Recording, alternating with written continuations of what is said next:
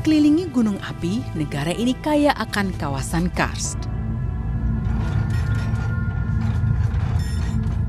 Karst bernilai ekonomi tinggi.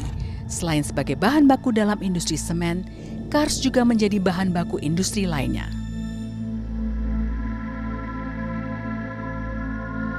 Tak heran hampir di setiap bentang karst di Indonesia berdiri perusahaan yang setiap hari mengeruk batu gamping.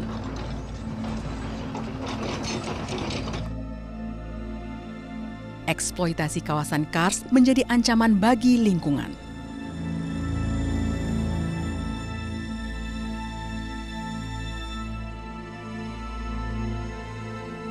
Indonesia memiliki luas total kawasan karst lebih dari 140.000 kilometer persegi dengan usia mencapai 500 juta tahun.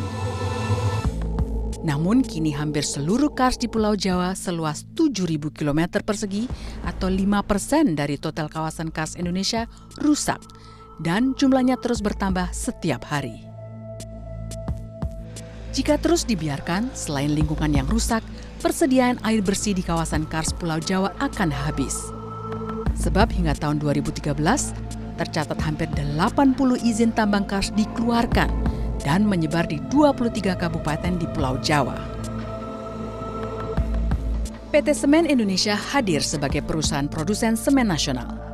Sebagai perusahaan BUMN, PT Semen Indonesia telah mengantongi izin pertambangan di kawasan Pegunungan Kendeng Utara, Kabupaten Rembang. Hingga kini proses pendirian pabrik terus dilakukan.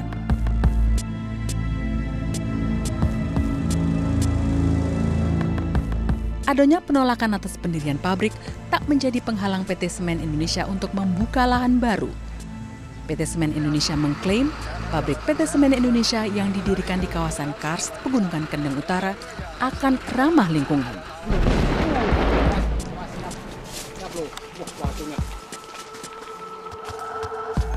Di Rembang, dengan kemajuan teknologi sekarang ini, kita komited untuk menginvestasikan peralatan-peralatan termodern.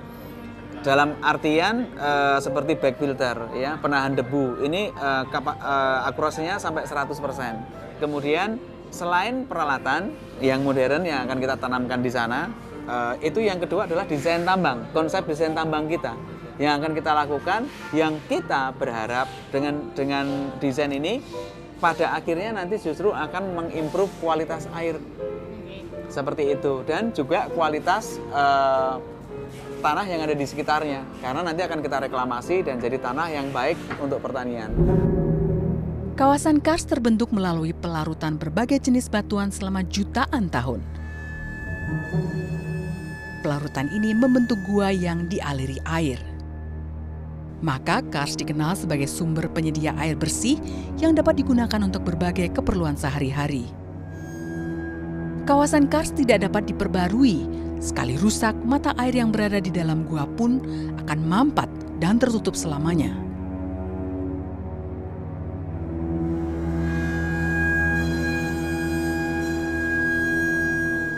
Bersama warga, kami menelusuri goa-goa yang menjadi sumber penyimpan air di kawasan karst Pegunungan Kendeng.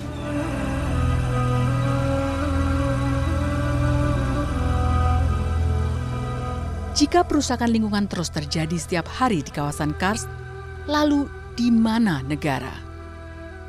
Ketika Pak Rono Surono dari Badan Geologi memberikan surat kepada saya mengatakan ke saya, di situ tidak boleh ditambang karena di bawah cekupan air tanah. Itu surat ke saya. Lalu karena Pak Rono ada di sebelah saya, para ahli di depan saya, baik pro maupun kontra, saya sampaikan, apakah Anda siap melihat citra satelit? Oke, tolong dibuka citra satelitnya. Di citra satelit hari ini, existing, sudah ada perusahaan-perusahaan yang menambang di situ. Dan itu kalau dipoto, Mbak, dari atas, gambarnya putih. Itu artinya permukaan bumi sudah dikupas. Pemerintah itu harus hadir. Kan itu. Tidak sentimen terhadap pemerintah daerahnya, tidak sentimen siapapun yang nambang di sana. Pemerintah harus hadir memperingatkan saja bahwa ini seperti ini, gitu kan. Bukan untuk memberikan larangan dan sebagainya. Oh, sentimen kali, kan? Karena ini semen Indonesia. Oh, karena ini Gubernur Jawa Tengah. Enggak begitu. Enggak begitu. Kenapa tidak yang lain? Yang lain tidak ada suatu hal yang konflik antara masyarakat dengan dengan pabrik di situ kan pemerintah harus hadir. Semen merupakan bahan utama pembangunan. Rumah, gedung, jalan raya, apapun bentuk bangunan dipastikan menggunakan semen. Sebagai kebutuhan dasar pembangunan, produksinya tak dapat dihentikan. AMDAL-nya lah yang harus diawasi. Tapi di Rembang, aksi penolakan warga terhadap pendirian pabrik semen akan terus berlanjut. Apa yang dilakukan Sukinah, Murtini, dan ibu-ibu lain di Kabupaten Rembang adalah simbol perjuangan warga menolak lingkungannya dirusak. Kami tunjukkan bagaimana permasalahan pelik negara dan rakyatnya.